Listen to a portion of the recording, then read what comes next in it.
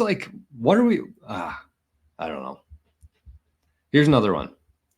This is actually from Sky News, and this is a little bit more lighthearted, and this is why I titled the show, Bitcoin is for the people, because he doesn't directly say this, but he says it. So let's play this one here. This is from, I don't know where Sky News is from. England, maybe? Australia? I don't know. But let's watch this. This is, again, a little bit more lighthearted. I'm not going to get fired up after watching this, hopefully. The moment as we speak, and the big trigger for that yesterday was the appointment, or the announcement of the appointment of who Donald Trump will be picking for SEC chair. That's the Securities and Exchange Commission. Paul Atkins, who's a sort of crypto-friendly appointment, replacing Gary Gensler, who is seen as not particularly crypto-friendly. And Kay, in the last few months since the election, it has surged by 48%. A snapshot there that people think the Trump administration is going to be more pro-crypto, not just in the Biden administration, but then the first Trump administration. It's up 140% this year. But that chart was important to show because it's up many multiples in the last few years, and the people that have made a fortune in it have made enormous fortunes from very little numbers. So, only a quick extra point I just say about that is it's not like it's created equality, Bitcoin, clearly. But there's a difference to when we see house prices surge or stock market surge, where the people that get more wealthy tend to be the CEOs of this world, the establishment figures who are already quite wealthy. What Bitcoin has done, it has made extraordinarily wealthy individuals out of sort of disruptors and people from different walks of life. And in that sense, you would say it's good. It's not creating equality per se, but it's less bad than a surge in the wealth of people who are already wealthy.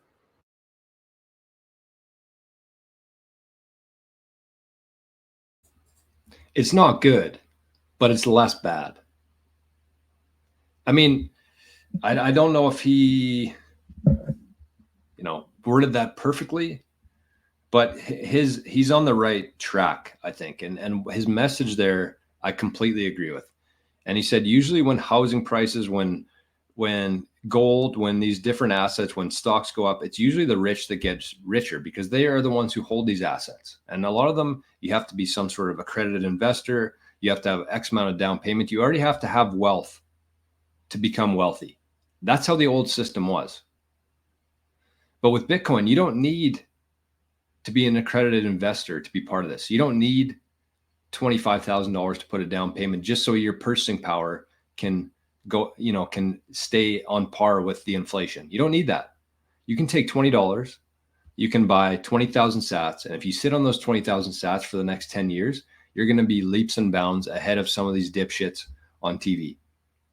You don't need anything. Bitcoin is for the people. And the other part of that I wanted to mention was that he said that typically when stuff like this happens, it is the rich people who get richer. But with Bitcoin, it's the disruptors. It's the disruptors who are getting rich here. And so it sounds pretty good right now. It's fun to do a little TV clip on it. But you have to watch this thing play out over these next couple decades. And the disruptors who are holding the Bitcoin right now in any sort of amount, again, 1 Bitcoin, 50 million sats, 1 million sats, 200,000 sats. In a couple decades from now, the disruptors, us, the people who are holding Bitcoin right now, are going to be the ones with influence in the future. And what does the world look like when it's a whole bunch of rich people who can print money and who get value from assets going up? What does that world look like? Versus a world where the disruptors, the average person, the people who believe in truth, transparency, and freedom, when that power shifts from those reptiles to the disruptors, how much different does the world look at that point?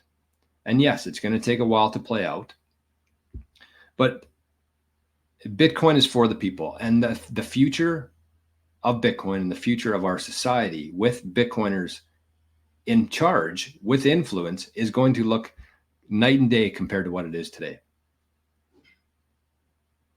The system we have now is very manipulative, very controlled, very closed source. And we're going to move into a world as the wealth transfers from that group to the disruptors, to the people who want open source, freedom, transparency, honesty, the world looks completely different. So that's what excites me most about Bitcoin, is not just my personal holdings, but the fact that I know who's holding Bitcoin right now. I know the kind of person who's holding Bitcoin right now. He called them disruptors, but it is a totally different mentality of Bitcoin. And somebody in the chat earlier said that Bitcoin's not a currency, it's money.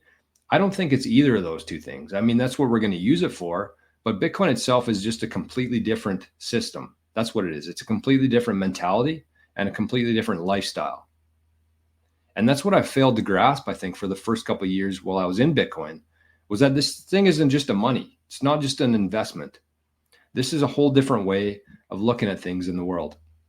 And to me, it's logic. To me, it's common sense. This is how things should have always been. But when you give a small group of people the ability to create money, things go south. And it leads us to where we are today. And thank God for Bitcoin.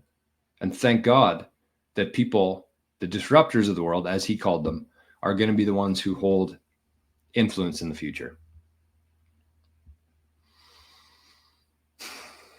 So there's my rant for today.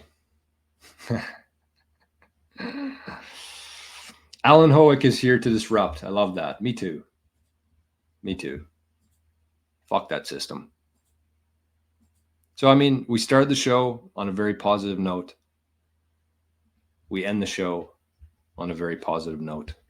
I'm going to catch up a little on the chat here. And then we're going to... Oh, there we go. We got some sats from South Africa. 100 sats from Nick in South Africa. Thank you, Nick. Appreciate that.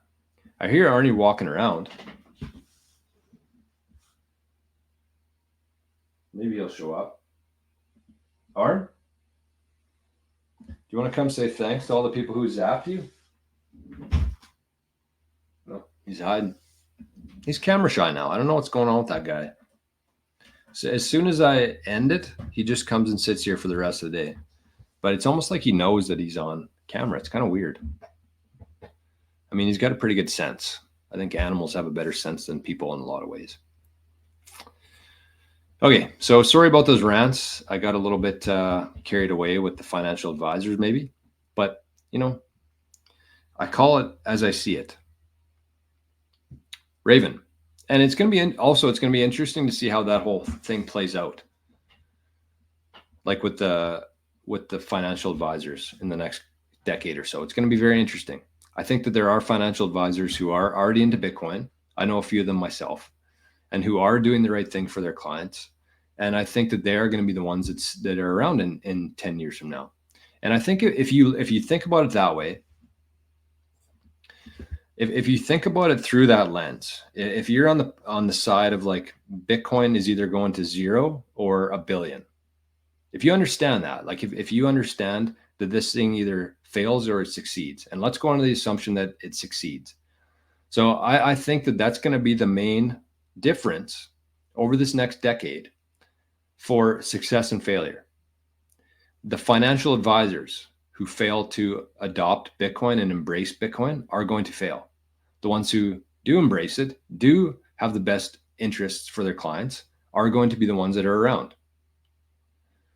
Because it's not like we're just going to have Bitcoin and everything else dies. That's not how it's going to work. There's still going to be a need to manage wealth and assets, and Bitcoin's going to be a big part of that. But that's financial advisors. Then you think about businesses.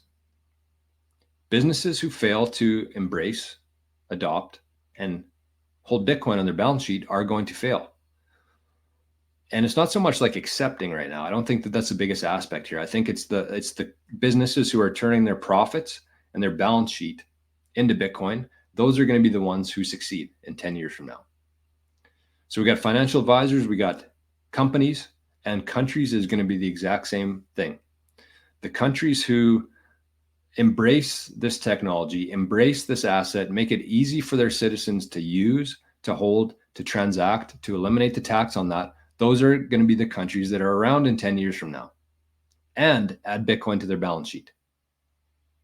The companies like Chile, the companies like France, the companies who are trying to stop Bitcoin are not going to be around in 10 years. So that's going to be the difference in every aspect of society. The people who, and individuals, it's going to be no different. And I don't wish that any individual will fail. I think that even in a sense of people who are the last to adopt Bitcoin are still going to benefit from Bitcoin.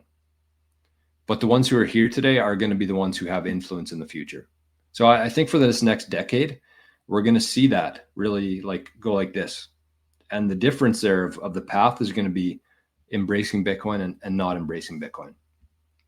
For financial advisors, for companies, for countries, and for individuals, it's going to be the exact same throughout. And Bitcoin is going to be the variable.